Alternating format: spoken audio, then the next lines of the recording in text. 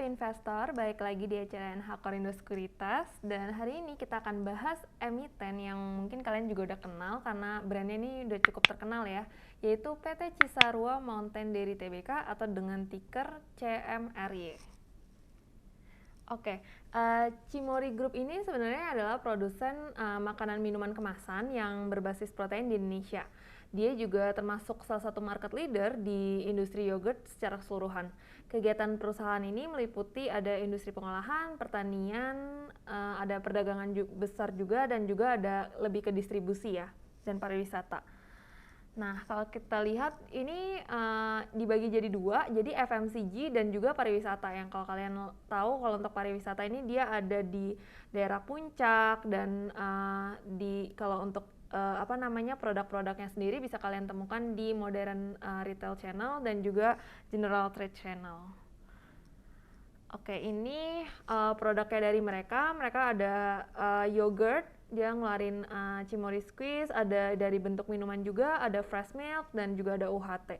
Dan juga selain itu mereka juga menjual makanan kemasan yang ini siap saji ya. Kalau kita lihat dari struktur IPO-nya, ini dia akan menerbitkan sebesar jumlah sahamnya itu sebesar 1,1 miliar lembar atau persentase IPO-nya sebesar 15% dari modal yang ditempatkan dan disetor penuh setelah penawaran umum. Nilai nominalnya sebesar 10 per lembar dengan harga penawaran di kisaran 2.780 sampai 3.160 per lembar. Dengan nanti total IPO yang akan diraih itu sekitar 3,3 triliun sampai 3,7 triliun. Metodenya menggunakan Electronic IPO or eIPO dengan penjamin emisinya itu dari CLSA Sekuritas Indonesia dan juga Mandiri Sekuritas. Untuk schedule IPO-nya, di sini masa penawaran awalnya itu dimulai dari 10 sampai 17 November 2021. Untuk tanggal efektifnya di 26 November, dan kalau kita lihat ini listingnya ini kira-kira di tanggal 6 Desember 2021.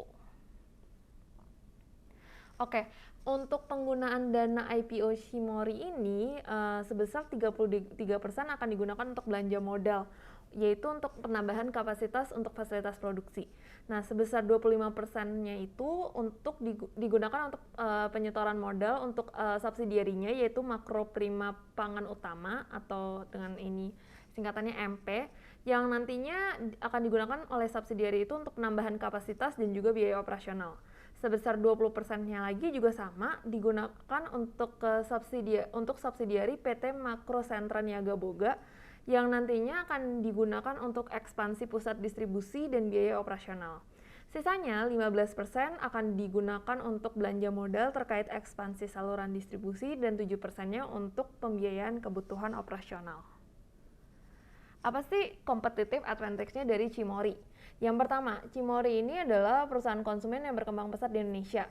Didirikan sudah cukup lama di tahun 1993 dengan pertumbuhan CAGR penjualannya yang mencapai 31%.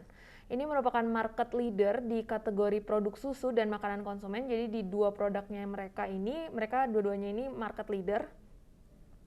Di samping itu juga Cimory ini mengembangkan dan meluncurkan produk inovatif. Karena dia memiliki jalur distribusi yang ekstensif, jadi dia bisa memiliki keuntungan untuk memperkenalkan produk lebih cepat ya. Dan juga selain itu dia juga fokus pada pemasaran digital, jadi ini salah satu FMCG yang untuk digital untuk marketingnya ini menggunakan digital. Dan juga memiliki posisi yang kuat dalam jalur distribusi ya, yaitu dia memiliki hubungan kuat terhadap Modern Trade Channel dan General Trade Channel, memiliki jalur distribusi yang eksklusif juga. Jadi selain dari kedua channel di atas, dia juga punya jalur distribusi yang eksklusif melalui Miss Cimory, dan dia juga menjual produk ke pelanggan food service dan industri ini kayak hotel atau restoran. Nextnya untuk resikonya itu resiko utama dari Cimory sendiri itu yaitu resiko adanya kontaminasi atas bahan baku ke produk, terus habis itu ada keamanan pangan dan insiden penyakit bawaan pangan atau masalah keamanan dan insiden serupa lainnya. Nah, untuk resiko yang berkaitan dengan saham, diantaranya saham yang ditawarkan pada IPO tidak aktif dan liquid, bisa terjadi ada fluktuasi harga saham.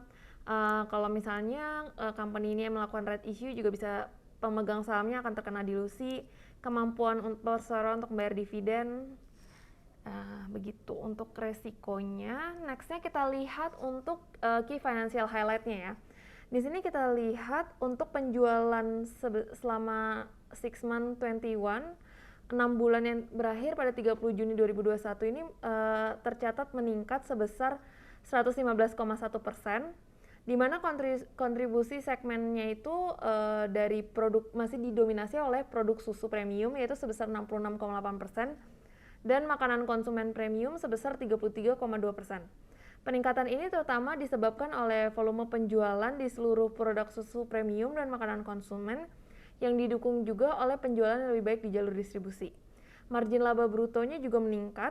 Ini kalau kita lihat dari tabel di 6 month 21 ini dia tercatat sebesar 47,9%. Peningkatan margin ini disebabkan adanya perubahan dalam bauran produk perseroan, terus ada penghematan juga dalam biaya bahan baku dan bahan kemasan. Sehingga kita bisa lihat laba periodenya ini juga meningkat menjadi 364,5 miliar. Ini ditopang oleh turunnya tarif pajak perusahaan dari 25% menjadi 22%. Sekian untuk summary dari Cimory.